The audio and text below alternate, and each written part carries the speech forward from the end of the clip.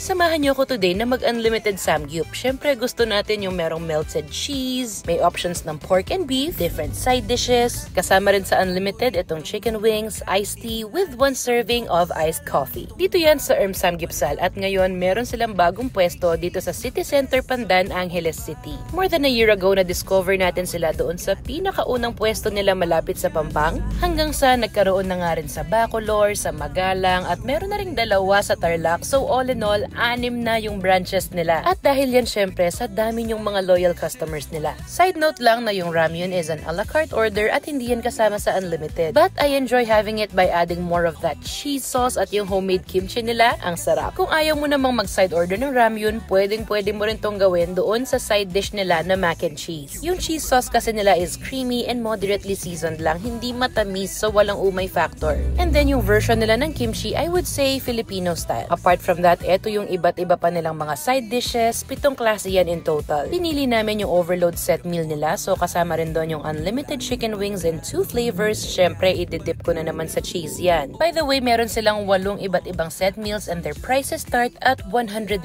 And regardless kung anong set ang piliin mo, lahat yan may kasamang unlimited iced tea and 1 serving of iced coffee. Nako, sana mas marami pa kayong mga branches na mag-open soon. Saktong-sakto yan sa mga may matinding samgyupsal craving tapos gusto yung unlimited without breaking the budget. Nung nagpunta kami dito, may nakasabay nga kaming mga 3 group of 10, ganon. Kaya kulayan nyo na yung matagal nyo nang dinodrawing na samgyupsal date with your friends. I-try nyo na rin dito sa Samgyupsal and enjoy!